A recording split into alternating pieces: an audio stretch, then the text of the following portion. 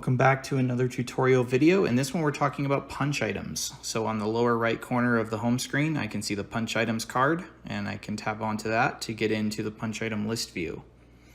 And if I scroll down through, I can see all the different punches. I can batch edit with the pencil on the top right corner and change things like status and assignee in bulk. I can also sort and filter my punch based on different criteria. If I want to sort by number, type, recently viewed, the location on the site, the importance maybe. Or I can come in and filter, assigned to me, assigned to my company, anything past due, and then I can also filter by status. Opening one of these will give me the chance to fill out a punch item, but more importantly, I will be able to, let's say I need to fire off a bunch of these in a room as I'm following an owner around during a walkthrough. I can fill out a bunch of this. Let's say it's an owner punch. The importance, this is normal. I can add comments in here. It's already assigned to somebody. I can set the responsible company and hit select. I can set the due date. And I can set the location on the project. So this is room 104.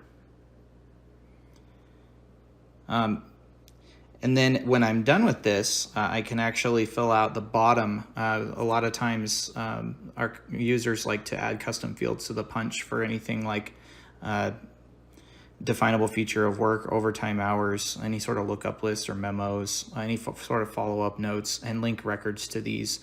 Maybe I have a punch that spawns a punch there in the middle where it says records. I can hit plus and just tap punch items and link more punch items to this. So I can hit select, and now I've got a different punch item linked to this punch item, and I can hit save.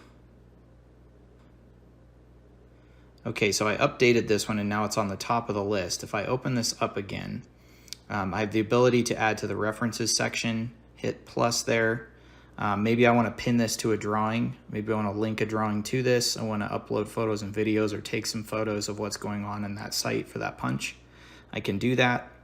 If I want to pin to a drawing, I just tap that first button there and it will have me open up the drawing that I want to use. And I can zoom into the area that I'm working in and tap in this bathroom for that punch and hit done. And now that drawing is linked with the annotation into this punch. From here, what I can do is on the top right corner, if I need to fire off a bunch of these in a row, I can hit the duplicate button or the copy button at the top blue bar. So I'll do that. It copied the punch item and brought over most of the information. The references like photos and things like that, I'll need to add those again because it's a new punch and it's maybe a new different part of the room. So I can do that and I can link new records to it and things like that. But I can easily fire off a bunch of these and just hit save and continue to copy as I fill these punch items in. If I need to search for anything, I can tap the magnifying glass on the top right corner and I can search for, let's see, test, and it pulls up everything with the word test in it. You can see all the test records. So I can easily just search for any record that I need in the system. If I want to batch edit, I tap the pencil, and this is a permission, so I can come in here and edit. And I can batch edit all the records I want on all of these different fields and update them to be the same. And that brings me to the end of punch.